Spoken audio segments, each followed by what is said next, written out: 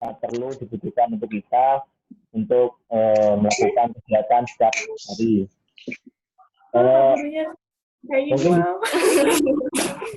Mungkin di sini ada yang baru ya, kok Ibu Isnya jadi laki-laki gitu.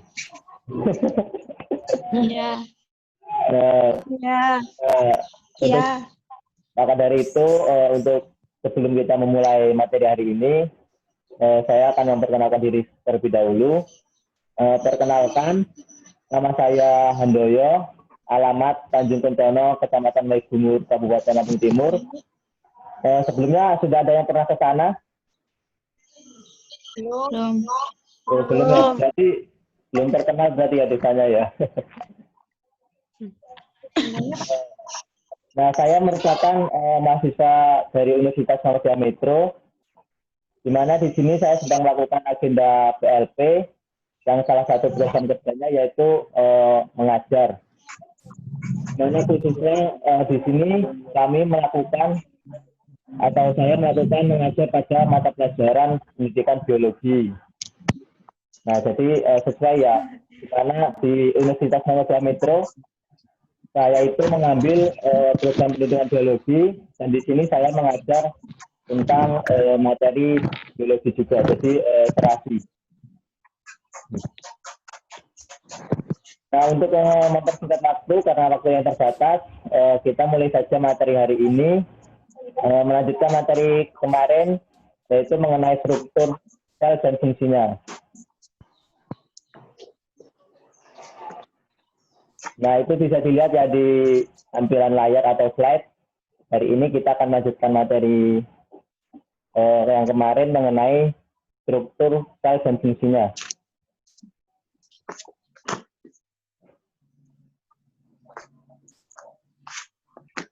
Nah, sebelum kita mulai ke materi yang utama, di sini ada sedikit informasi mengenai komponen apa saja yang terdapat di dalam struktur sel, yaitu yang nomor satu yaitu membran plasma, nukleus, sitoplasma, ribosom, retikulum endoplasma, dan sebagainya. Itu bisa dilihat di layar slide mengenai struktur yang ada pada sel. Oke, baik, kita akan mulai materi yang pertama mengenai nukleus atau inti sel. Nah, adik-adik bisa dilihat itu merupakan gambar dari struktur inti sel, yaitu terdapat membran nukleus, porinukleus, nukleolus, dan kromatin. Gambarnya bisa terlihat dengan jelas ya?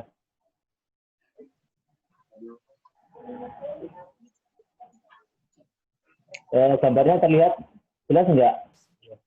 Jelas, Pak. Jelas ya.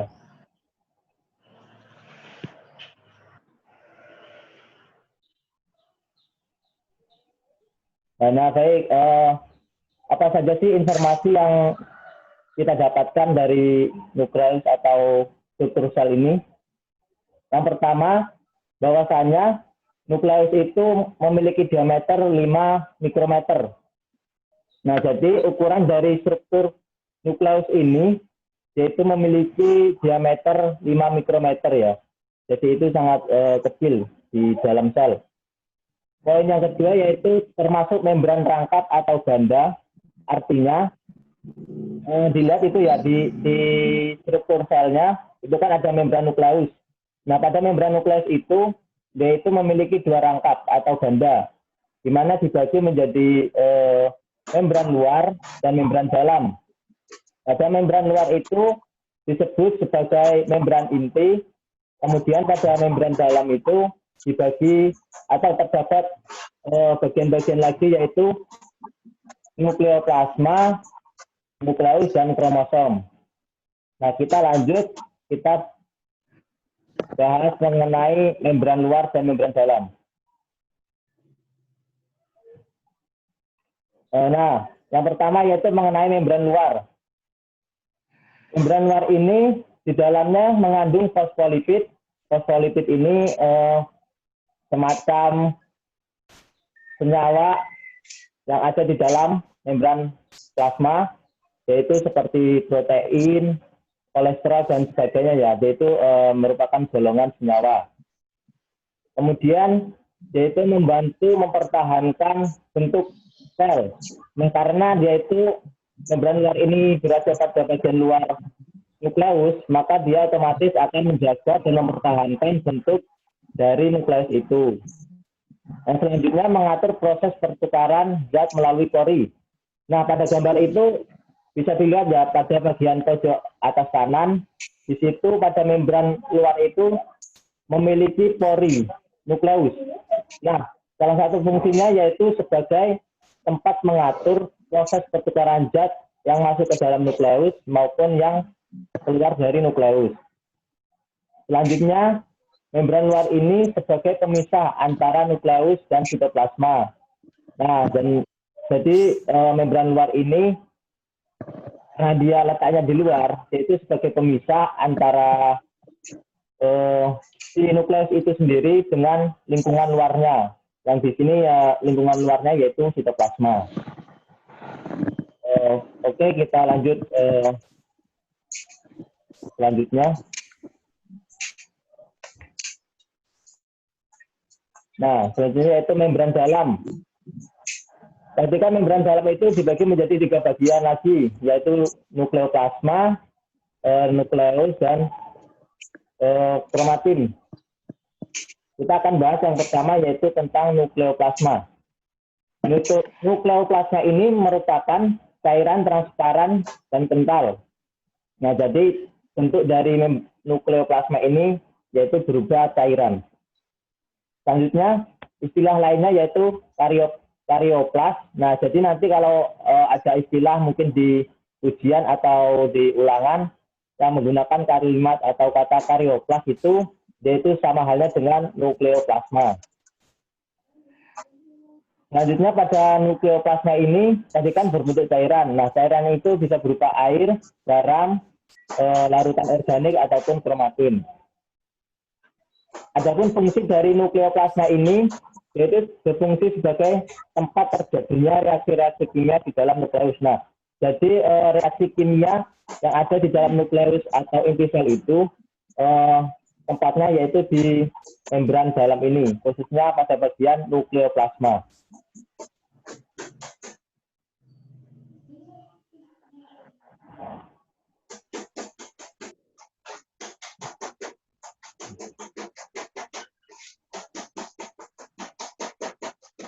Nah, yang kedua yaitu nukleus. Nah, nukleolus ini disebut juga sebagai anak inti. Nah, pada gambar itu pada bagian yang tengah itu ya, yang bulat tepat itu, nukleolus atau anak inti. Nah, poin-poin apa saja yang ada di nukleolus ini? Yang pertama yaitu bahwa nukleolus itu mengandung fosfoprotein, mengandung DNA, dan mengandung enzim. Nah, jadi di dalam nukleolus atau pada gambar itu pada bulatan di tengah yang pekat itu ya, di dalam nukleolus itu memiliki atau mengandung fosfoprotein, DNA, dan enzim. Adapun fungsi dari nukleolus atau anak inti yaitu untuk membentuk rRNA dan membentuk ribosom. Nah, bagian yang selanjutnya yaitu kromosom. Nah, kromosom ini berasal dari kata kroma yang berarti warna dan soma yang berarti benang halus. Nah, jadi bisa diasumsikan atau diartikan bahwasanya kromosom ini benang-benang halus yang dapat menyerap warna. Pada gambar itu disebutkan kromatin ya. Kalau di sini kan kromosom. Nah, itu disebutkan kromatin. Itu sama saja. Yaitu berbentuk benang-benang. Nah, di dalam kromatin ini juga mengandung DNA. Nah, selanjutnya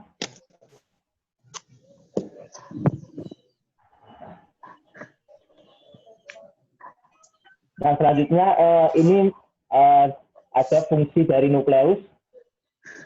Yang pertama yaitu mengatur aktivitas sel, artinya bahwa setiap kegiatan yang ada di dalam sel tersebut semuanya itu diatur oleh inti sel ini. Yang kedua, menyimpan informasi genetik. Nah, jadi di dalam inti sel ini, sifat-sifat genetik atau pewarisan sifat itu tersimpan di dalam inti sel ini. Misalkan mungkin dari sifat genetik itu salah satunya yaitu mungkin ini ya jenis rambutnya atau jenis hidungnya, itu kan sifat-sifat genetik yang dibawa oleh orang tua. Nah, sifat-sifat genetik itu disimpan di inti sel ini. Yang ketiga yaitu mengontrol pertumbuhan sel. Nah, sel itu kan tentu ya, yaitu dapat tumbuh dan juga bergerak atau dan sebagainya. Jadi di dalam sel itu apabila ada pertumbuhan, maka si nukleus ini yang mengatur pertumbuhan tersebut. Selanjutnya tempat replikasi dan transkripsi DNA. Nah, artinya di dalam inti sel ini atau inti sel ini fungsinya yaitu sebagai replikasi atau penggandaan dan transkripsi atau pencetakan DNA. Nah, jadi DNA itu penggandaan DNA dan pencetakan DNA itu dilakukan di inti sel atau nukleus. Selanjutnya mengendalikan proses metabolisme sel. Artinya dalam metabolisme yang ada di dalam sel itu lagi-lagi dikoordinir oleh inti sel ini. Yang selanjutnya mengatur pertukaran molekul antara nukleus dengan bagian sel yang lain. Nah, jadi apabila ada pertukaran zat-zat atau molekul dari nukleus ke organel lain, maka inti sel ini akan mengatur zat-zat mana saja yang akan diberikan. Nah, dari beberapa fungsi nukleus ini, secara umum, fungsi nukleus itu yaitu mengatur aktivitas sel. Artinya segala aktivitas yang ada di dalam sel itu diatur oleh inti sel ini atau si nukleus.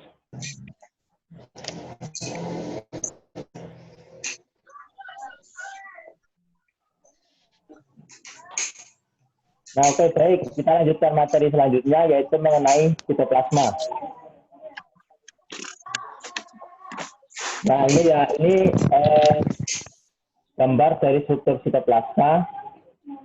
Nah, poin-poin apa saja sih yang perlu kita pelajari mengenai sitoplasma ini? Mari kita bahas satu persatu. Yang pertama, sitoplasma ini merupakan cairan sel yang terletak di dalam sel, baik di luar inti sel maupun organel. Nah, pada gambar ini, sitoplasma itu cairan ya yang berwarna hijau. Yang berwarna hijau muda itu bukan yang bulat-bulat ya, tapi yang tampak hijau muda yang keseluruhan itu, tapi bukan yang bulat-bulat itu. Nah, itu yang dinamakan sitoplasma, yaitu cairan sel yang terletak di dalam sel. Sitoplasma yang ada di dalam sel inti disebut nukleoplasma. Yang artinya apabila di dalam sel, di dalam inti sel, cairan ini disebut sitoplasma. Namun apabila di dalam organel sel, cairan ini disebut sebagai nukleoplasma. Intinya sama saja, cuma beda penyebutan saja. Yang ketiga, komponen utamanya adalah cairan koloid. Nah, sitoplasma itu kan tadi kan cairan. Nah, cairannya itu komponennya itu bisa berupa nutrien atau nutrisi, ion, dan garam. Selanjutnya, sitoplasma ini tempat terdapatnya organel-organel sel. Nah, itu bisa dilihat di gambarnya ya. Itu kan cairan, yaitu merupakan cairan. Nah, di dalam cairan itu atau sitoplasma ini terdapat beberapa organel-organel sel. Itu bisa dilihat itu pada gambarnya. Jadi sitoplasma ini merupakan tempat terdapatnya organel-organel sel. Selanjutnya dapat mengalami perubahan dari fase sel ke fase gel atau sebaliknya. Nah, fase sel ini merupakan fase di mana konsentrasi itu tinggi ke fase gel. Gel itu ke konsentrasi rendah atau sebaliknya. Dari di sini mungkin ada yang ingin ditanyakan terlebih dahulu sebelum kita lanjut ke materi selanjutnya. Mungkin yang belum paham atau saya kecepatan dalam menjelaskan, Mungkin bisa ditanyakan.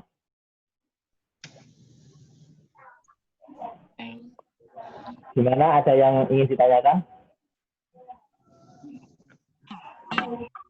Pak. Halo?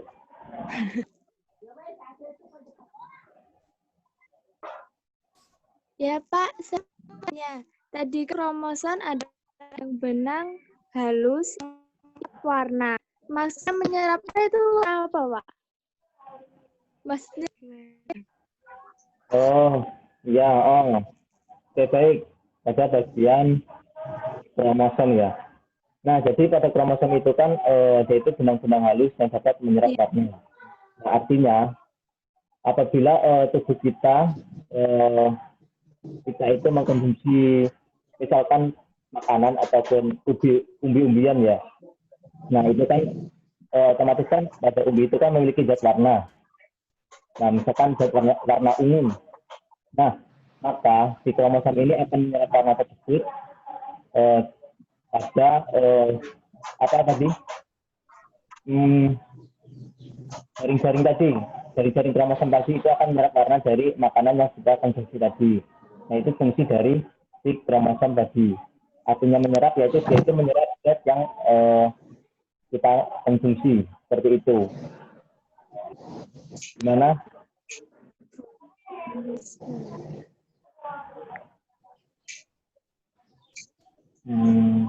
Halo, gimana? macet-macet Pak. Macet, Pak. Iya ya. Nah, intinya jadi kromosom tadi itu yaitu menyerap benang-benang halusnya itu menyerap nutrisi yang kita konsumsi.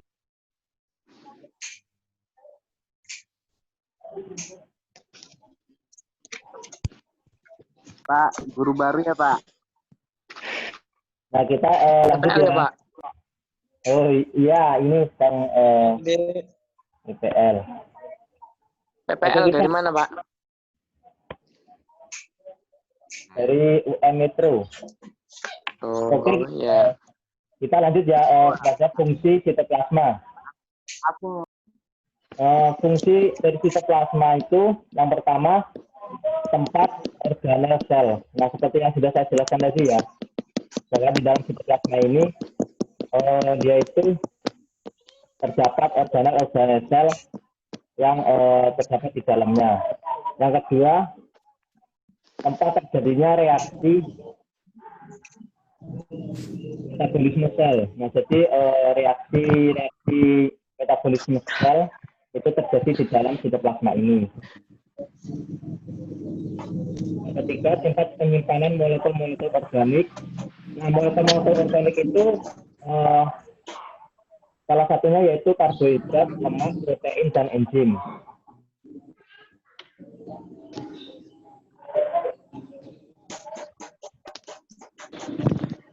Oke, kita masuk ke materi keempat atau selanjutnya, yaitu mengenai ribosom.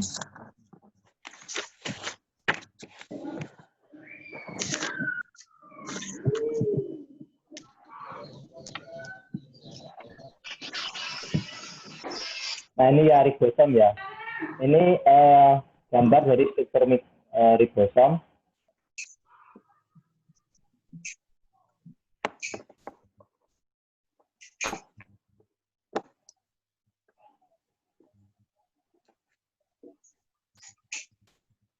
Nah, ribosom itu seperti apa sih?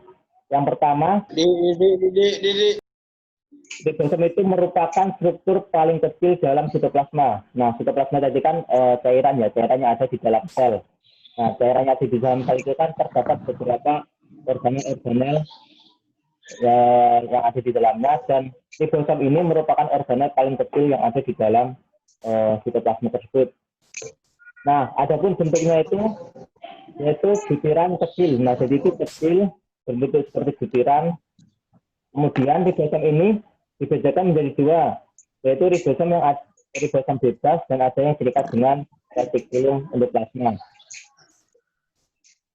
Nah, ribosom bebas itu Fungsinya yaitu mensintesis protein yang akan berfungsi di dalam sitosol. Kemudian ribosom terikat itu mensintesis protein yang akan dimasukkan ke dalam retikulum endoplasma, sekresi protein, serta pembungkusan pada organel tertentu. Nah, yang jadi perbedaan dari tadi kan ribosom dibagi menjadi dua, yaitu ribosom bebas dan ribosom terikat. Nah, apabila ribosom bebas itu, dia itu tidak menempel pada retikulum endoplasma. Sedangkan pada ribosom terikat itu, yaitu menempel pada retikulum endoplasma. Nah, itu perbedaannya. Nah, di sini ada informasi mengenai sintesis protein. Sintesis protein itu adalah proses pencetakan protein di dalam sel. Nah, jadi di ribosom ini dikasihkan fungsinya salah satunya yaitu mensintesis protein. Artinya bahwa si ribosom ini mencetak atau membuat protein yang ada di dalam sel. Di mana manfaatnya untuk menghasilkan hormon, enzim, energi, serta perbaikan sel yang ada di dalam tubuh.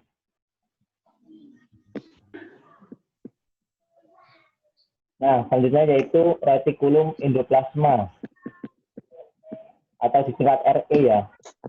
Untuk mudahnya itu biasanya disebut sebagai RE, retikulum endoplasma. Mas gerak pavement, Pak. Gimana?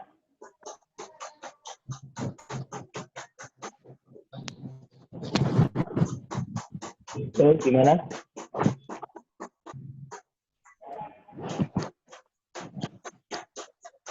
Oke, baik.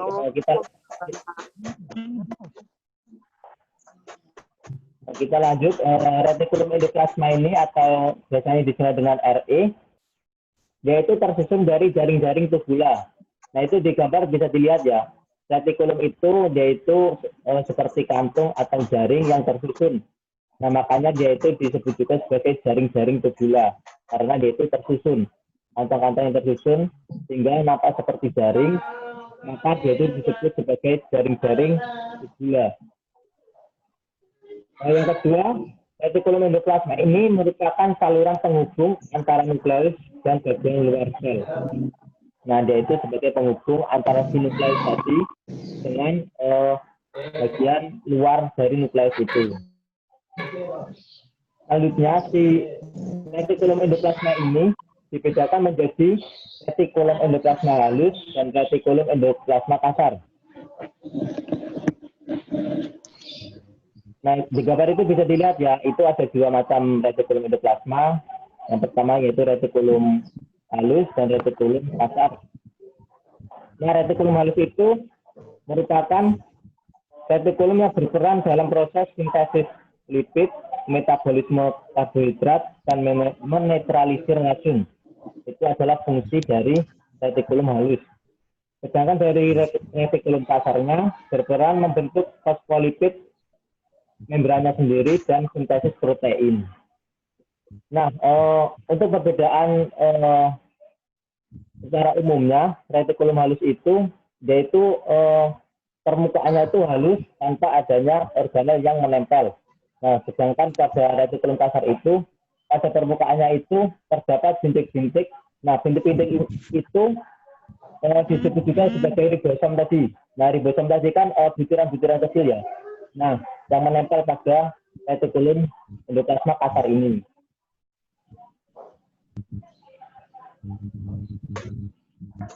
Nah, sebelum kita masuk pada materi badan biologi, mungkin ada yang ingin ditanyakan?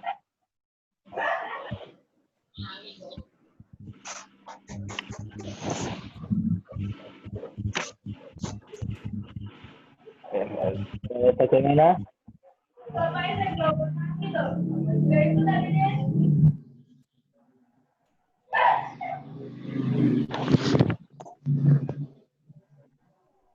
Mungkin sebelum kita lanjut, dari adik-adik yang ada yang belum paham, bisa ditanyakan.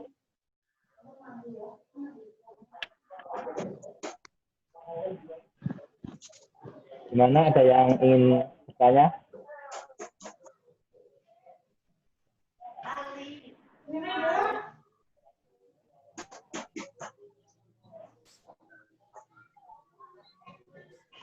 Halo? Halo. Gimana? Ada yang ingin bertanya? Udah, Tidak. Baik, sebelum kita lanjut, Pak. saya akan, ya gimana? Oke, kalau sudah paham, sebelum lanjut, saya akan memberi pertanyaan nih. Nah, tadi kan retikulum endoplasma itu kan dibagi menjadi dua ya. Coba sebutkan. Dan serta fungsinya ya. Ada yang bisa, mungkin bisa sebutkan nama.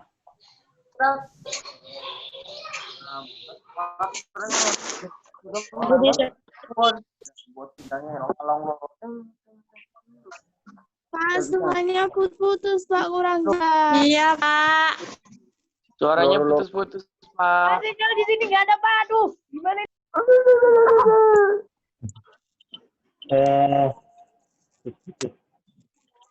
Oke, baik. Sebelum kita melanjutkan pada materi selanjutnya,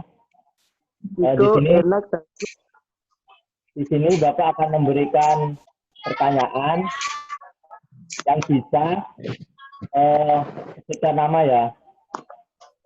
Ya. Nah, tadi kan retikulum endoplasma itu kan dibagi menjadi dua.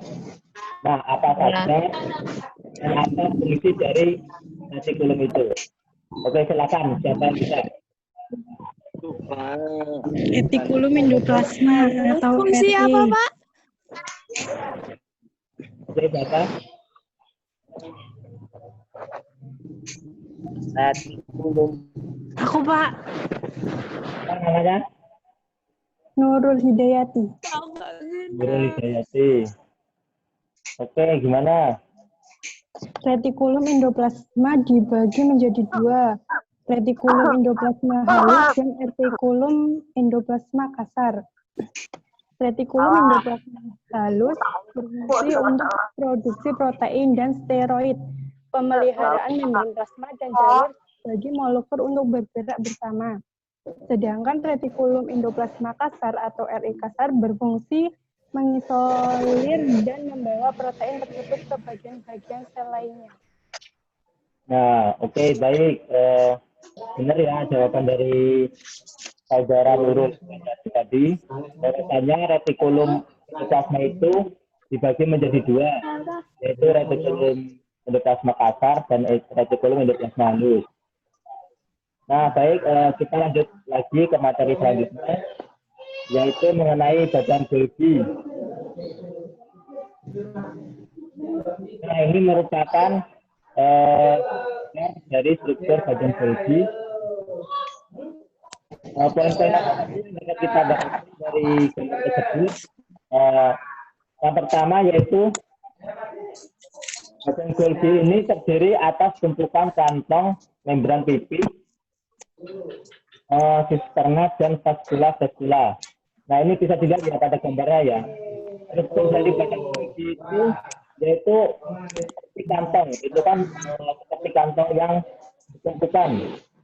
Nah, struktur badan Golgi itu merupakan tumpukan kantong membran pipih. Nah, kantong itu merupakan membran pipih yang sekilas itu mirip seperti kantong. Nah, kemudian kembali pada hampir semua sel tumbuhan dan hewan. Nah, jadi pada sel tumbuhan maupun hewan itu memiliki yang namanya badan Golgi. Pada tumbuhan disebut diktiosom. Nah, pada hewan itu kan disebut Golgi. Tetapi apabila pada tumbuhan itu badan Golgi ini disebut sebagai diktiosom. Nah, ini sama saja ya, cuma beda penyebutannya saja. Nah, pada sel hewan, badan Golgi ini terdapat 10 sampai 20. Artinya ya sangat sedikit sekali pada hewan, yaitu hanya 10 sampai 20 badan Golgi saja.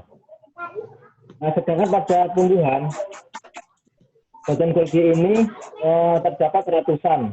Artinya bahwa pada tumbuhan itu tidak hanya 10 ataupun 20 bagian Golgi, tetapi memiliki ratusan bagian Golgi yang ada di dalam pertumbuhan tersebut. Yang selanjutnya mempunyai dua bagian, yaitu cis dan trans.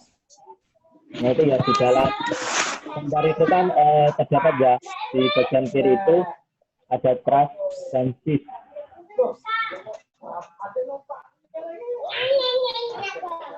Ya, halo, halo. Halo.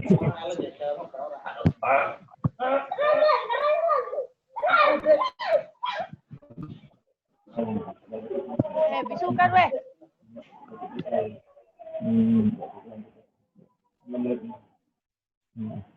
Nah, di sini ada fungsi badan Golgi. Yang pertama yaitu membentuk membran plasma. Nah, jadi yang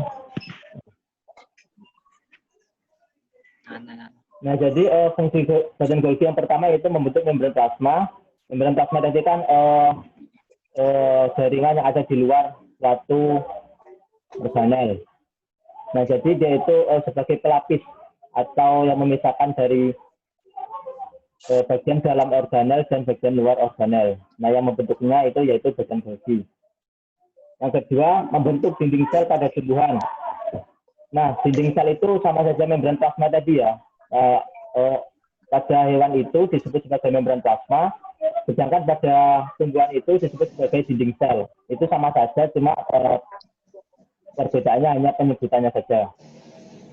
Yang ketiga, membentuk kantong sekresi untuk membungkus zat yang akan dikeluarkan sel. Nah, karena dia itu merupakan jaringan luar, maka otomatis dia itu akan bekerja sebagai membentuk kantong sekresi. Sekresi itu merupakan zat pengeluaran ya. Mungkin pada hewan itu bisa sebagai kelenjar keringat. Nah, itu kan sebagai sekresi. Salah satu sekresi pada hewan itu yaitu mengeluarkan kelenjar keringat. Yang selanjutnya itu membuat makromolekul. Makromolekul ini merupakan zat lengket pada sel-sel hewan. Nah, apabila pada kulit hewan atau bagian kulit ya, kulit hewan itu kan biasanya ada lendir-lendir yang agak lengket. Nah, itu merupakan makromolekul. Nah, itu dibuatnya oleh badan Golgi ini.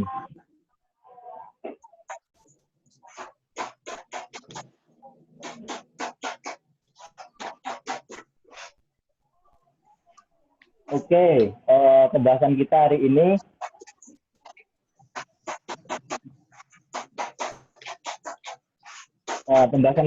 kan sudah selesai. Mungkin adik-adik ada yang ingin ditanyakan lagi mengenai pembahasan hari ini tadi.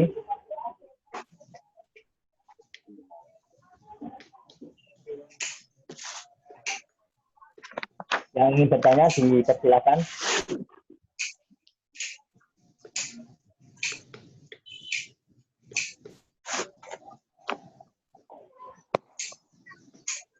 Gimana? Ada yang ingin ditanyakan?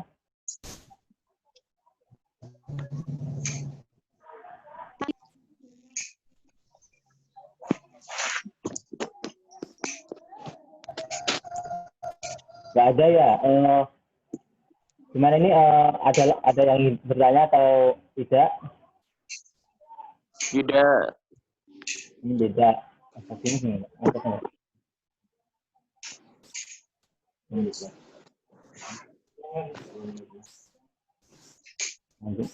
Oke, sebelum menutup pelajaran ini mungkin ada yang bisa merangkum materi apa saja yang telah kita bahas tadi. Karena waktunya cukup mepet, cukup sebutkan saja organel-organel apa saja yang kita bahas pada pagi hari ini. Mungkin salah satu bisa sebutkan saja organel-organelnya tadi. Kita membahas tentang apa saja. Yang bisa berikan nama ya, sebutkan nama.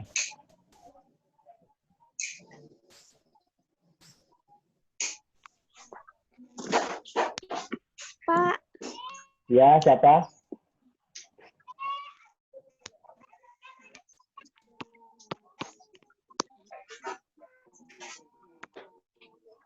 Halo? Halo, siapa tadi? Yang dibahas Ya,